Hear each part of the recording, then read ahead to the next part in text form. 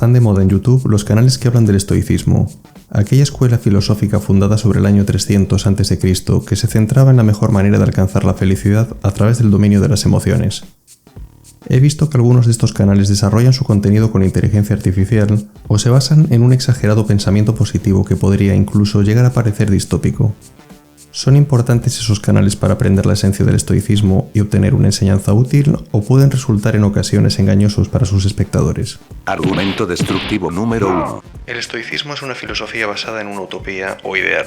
Si bien es cierto que no podemos controlar todo lo que ocurre a nuestro alrededor, es menos cierto que podemos controlar todo lo que pensamos o sentimos en momentos límite que nos ponen a prueba. Lo ideal sería poder responder de manera estoica a cualquier suceso. Como ejemplo, nos viene a la mente un capitán cogiendo el timón de un barco en una tormenta, con un perfecto autocontrol de sus emociones y con un oleaje que hace que peligre la vida de su tripulación. Acepta el momento tal y como se presenta.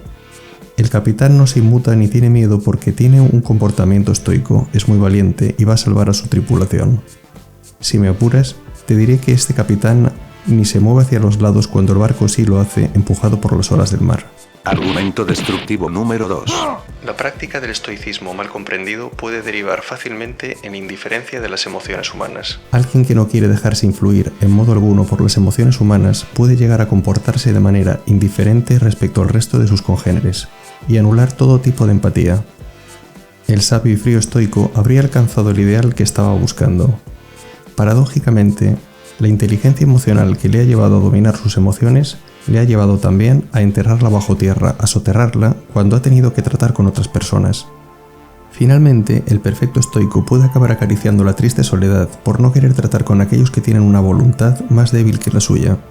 O si se ve obligado a tratar con alguien, lo puede llegar a hacer de manera parecida a la del psicópata integrado, mostrando frialdad y carencia de cualquier signo emotivo. Argumento destructivo número 3. El concepto estoico de destino te puede llevar a aceptar pasivamente cualquier cosa, incluso la esclavitud. Aceptar las cosas estoicamente tal y como vienen puede provocar tu resignación y asumir normativas y legislaciones que pueden resultar injustas. Eres una persona tan estoica y tan fuerte que puedes soportar una nueva tasa de impuestos, nuevo confinamiento encerrado en tu casa, etc.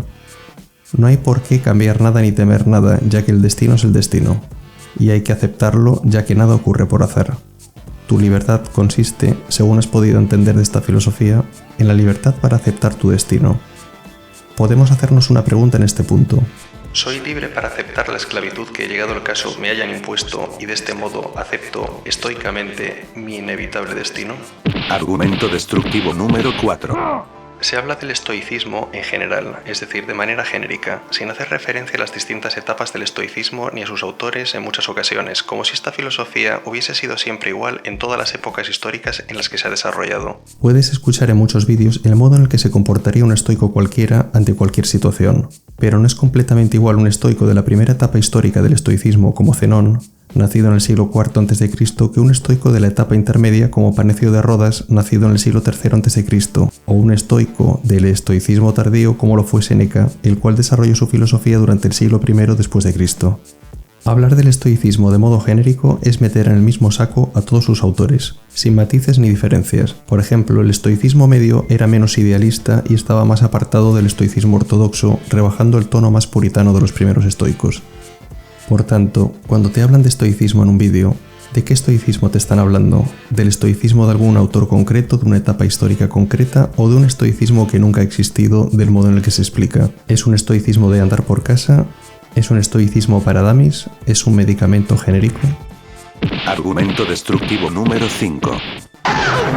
Incluso la inteligencia artificial es capaz de crear canales de YouTube basados en la filosofía estoica genérica aquí referida, de manera más o menos acertada. Hay mucha gente que ahora se dedica a crear canales de YouTube sobre el estoicismo con inteligencia artificial, porque ya hay herramientas que hacen posible que esto sea así.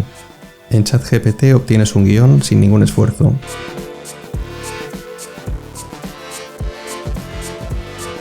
Posteriormente copias y pegas el guión en una plataforma de creación de vídeos de inteligencia artificial. Finalmente, eliges los subtítulos y la voz automática para que lea lo que la inteligencia artificial ha redactado para ti.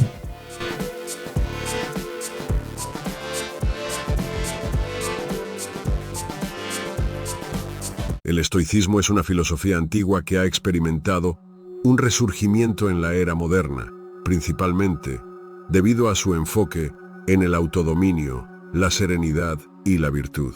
Aunque a menudo se lo asocia principalmente con la moral y la ética, el estoicismo también tiene un impacto significativo en la salud mental y física de quienes lo practican. En este ensayo exploraremos cómo los principios estoicos pueden influir positivamente en nuestra salud en diversos aspectos. En primer lugar, el estoicismo nos enseña a aceptar las cosas que no podemos cambiar y a enfocarnos en lo que sí podemos controlar.